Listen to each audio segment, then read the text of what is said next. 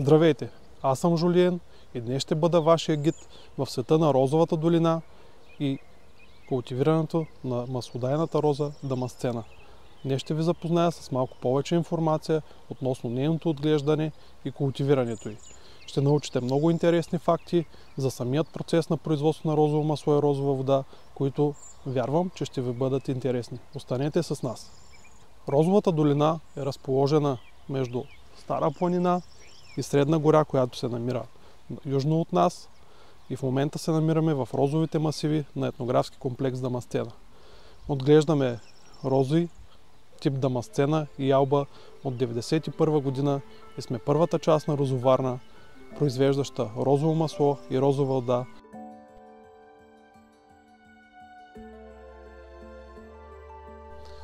Регион Розова долина е разположен в самото сърце на България, между Стара планина и Средна гора, както вече споменах, а неговата територия се разпростира от град Казанлък до град Карлово и Сопот. На територията на Розова долина се отглеждат над 30 000 декара рози целогодишно, като работата по тях не е само един месец преди цъфтежа, а се извършва 300 дни през годината.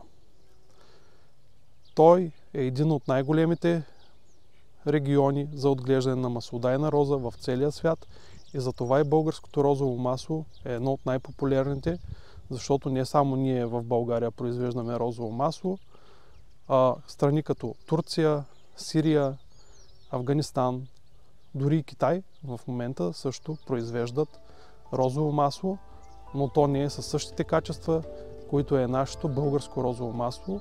И това е само единствено заради природните дадености на тази територия и климатичните условия, които осигурява нашата майка природа.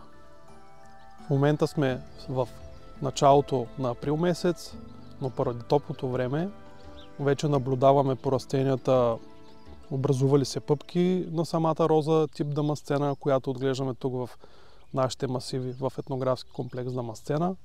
След малко дори ще ви покажа как изглежда в момента растението. Преди няма и 20 дни е било подрязано. Старите клони са се махнали и вече наблюдаваме по новите, които са израснали, доста добър резултат от нашата подготовка, която е протекла през годината. Сега ще ви покажа малко повече от самото растение, за да виждате как изглежда. Останете с нас. Ето, както виждате, това са пъпчиците маслодайна роза, които може би след 15 на дни най-много ще се отворят, ще цъфнат, ще бъдат в прекрасно розово отцветени багри. А тук на нашите масиви ще се носи невероятен аромат на рози.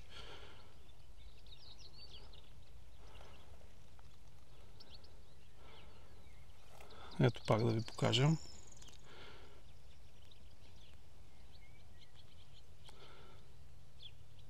Това са пъпчиците,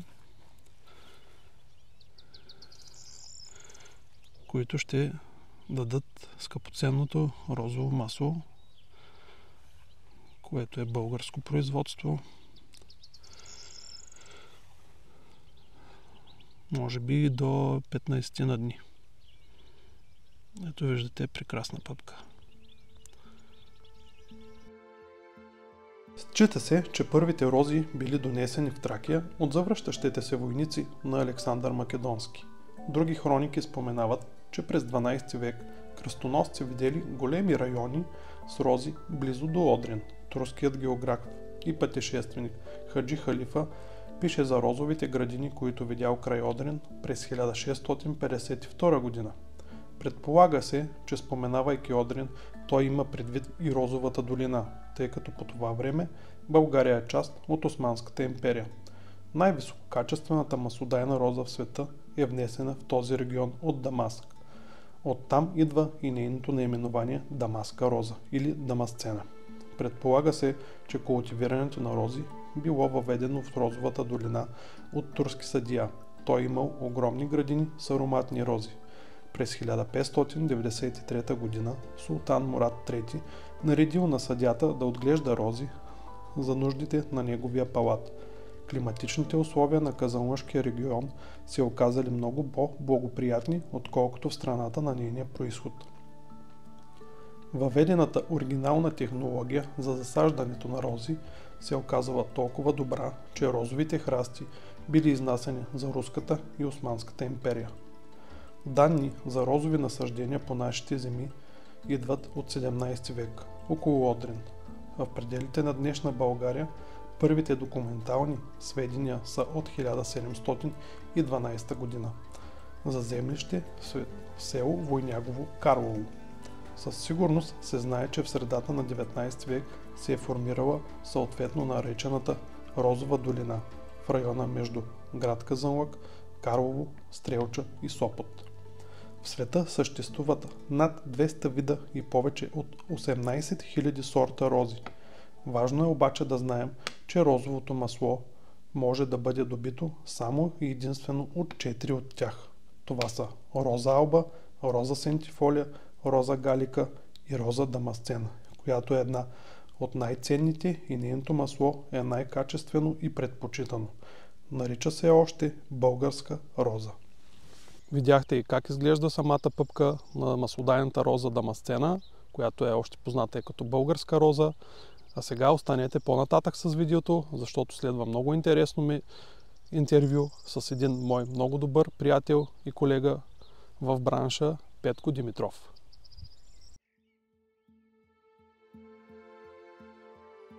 Може ли да разкажеш малко за себе си, как започна всичко с отглеждането на рози, какви са тънкостите, защо в розовата долина в България е най-плодородно и най-подходящо за отглеждане на рози? Здравейте! Розовата долина е известна със своя микроклимат и с нашата климатична бариера Стара планина, която осигурява този микроклимат. Почвата не е особено плодородна, но за самата маслодайна роза тип дамасцена, която отглеждаме е нашето национално злато, е подходяща, като киселинността може да варира между 5 и 6,5 pH, което се отразява благоприятно на растението и то така може да се нарече, че е намерило родното си място. А как започна твоя път изобщо с отглеждането на рози? Какви са първите ти впечатления? Трудно ли е? Доходоносно ли е? И всякакви такива специфични работи, които са в самия бизнес в отглеждането на рози.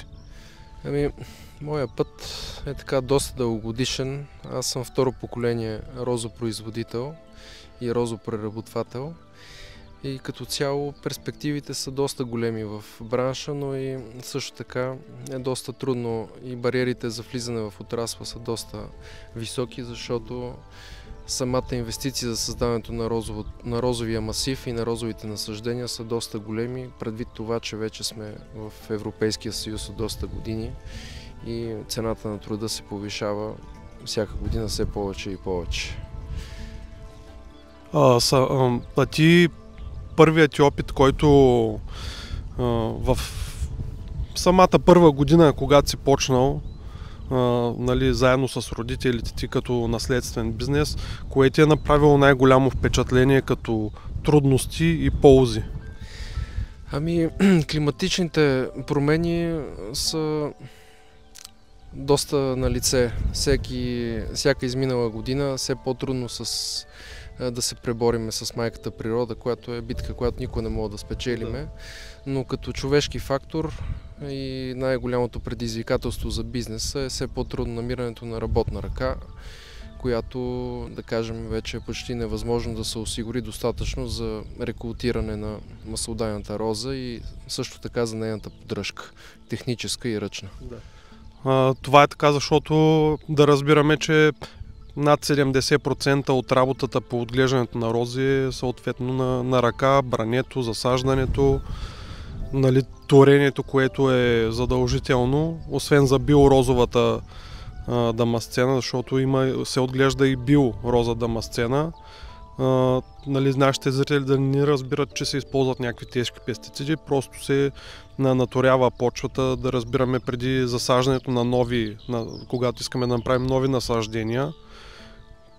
Това, нали, се извършва на машини, но всичко оттам нататък е почти ръчен труд. Ами, може да се нарече, че при някои малки стопанства, както така и семейни градинки в задната част на двора, така да ги наречеме, може да се стигне и до 100% ръчен труд. За това разбираме, че идва и оттам, нали, високата цена на розовото масло и розовата вода, която са основни продукти от отглеждането на роза дамасцена. Да, това са основните деривати от маслодайната роза дамасцена, като работата по маслодайните масиви е целогодишна. И в крайна сметка суровината, която се произвежда, тя е плод на целогодишен труд. Тоест 20 до 40 дни реколта в годината, през другите 320 дни се грижиш, за да може за да даде оптимално количество. Да осигуриш. Да. Добре, много добра информация до тук даваме на хората. Да ни обясниш малко повече за самото засаждане и какви са спецификите и по какъв начин става той? Ами засаждането, главно, което се практикува тук в Розовата долина и също на други места, по други държави, където има маслодайна роза от това семейство дамасцена, се вкоренява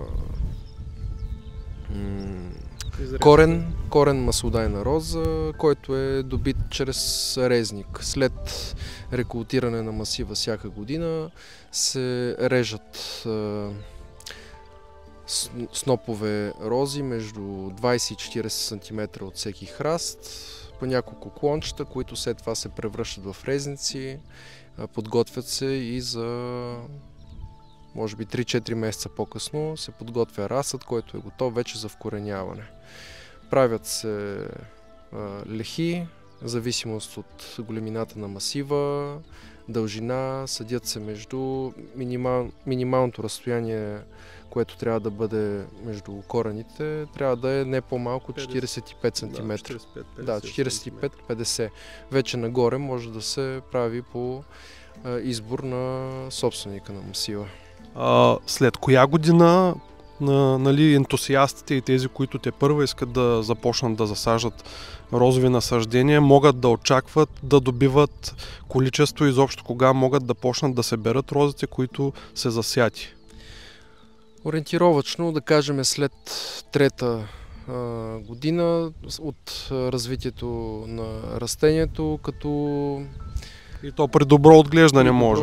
При добро отглеждане, както все пак това е природен продукт и може да има всякаква специфика, като зависимост, нали, от почвените условия, от дали е поливен масива или не, като може да стигнем и до втора година вече да се води като първа добивна година и да се извади един добър добив. А какви са особеностите в климатичните условия, които наблюдаваме и в момента? Един нелек ветрец в Розовата долина, точно под Балкана, на Стара планина. Те благоприятни ли са и защо са благоприятни, ако са такива? Ами вятъра не бих казал, че е благоприятен при повечето култури, които човекът отглежда. Като цяло сурови са условията в планината, защото сме в високопланински район и имаме горещи дни и студени вечери. Именно това помага и дава качеството на розовото масло, което произвеждаме тук в България, защото стресира растението и изкарва най-доброто от себе си, благодарение на този стрес, който се получава. Както сме известни по цял свят, нали, българското розово масло е най-богато на полезните си съставки. Има на много по-различен характер в самите съединения химични, в неговите химични съединения, в сравнение, нали, с държавата, от която произлиза, Сирия, нали, Дамаск.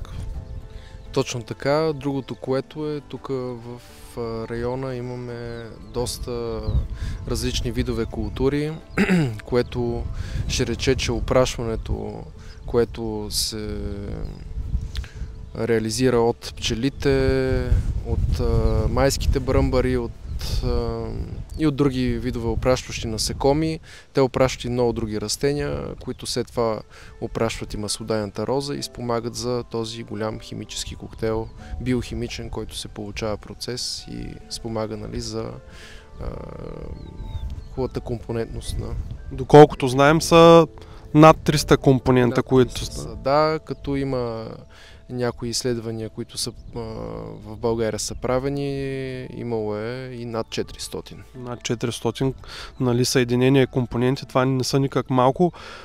Българското розово масло, както знаем, не е предпочитано от парфюмерийни гиганти и от козметични брандове, не заради самия свой аромат, а заради кое, Петко?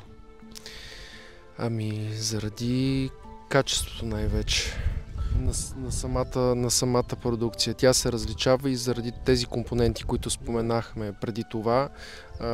Нямаме друго такова органично вещество в природата, което е като розовото масло, което произвеждаме точно тук в Казанлъшката розова долина. Доколкото знаем, то е най-добрият консервант, естествен, който в парфюмите, когато се ползва, той реално не е толкова заради самия аромата, заради начина, по който консервира и съединява другите съставки, етерични масла в една парфюмна композиция. Точно така. Обединява ги по неописуем начин и създава един така балансираност при парфюмерийната композиция, която се получава. Успява да обедини абсолютно всички компоненти да бъдат в баланс. Да. Мисля, че информацията, която дадахме за нашите зрители, е доста изчерпателна и доста така обогатяваща. В момента, нали, с тази информация хората ще могат да си обяснят защо, нали, 1 килограм розово масло последните години се търгува над 8-10 хиляди евро. Може да има случаи, в които може да стигне и до 20 000 евро. Това вече зависи дали е органична продукцията или не. И най-вече качеството и индивидуалното качество на мострата, която се предлага на клиента, защото има специфики по отглеждането и по производството на маслото, което може да повиши или да понижи нейната цена. Благодаря ти много. Мисля, че се получи добро интервю. Пак ще се видим.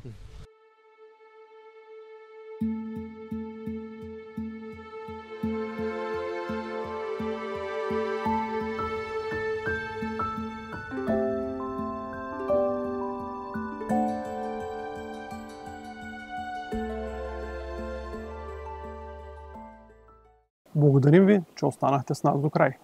Надяваме се, че видеото ни ви е било интересно и полезно. Във втора част ще видим процеса по розобране и розоварене. Ще видим как се произвежда розовото масло и розовата вода. Абонирайте се с камбанката, харесайте и коментирайте клипа. До нови срещи!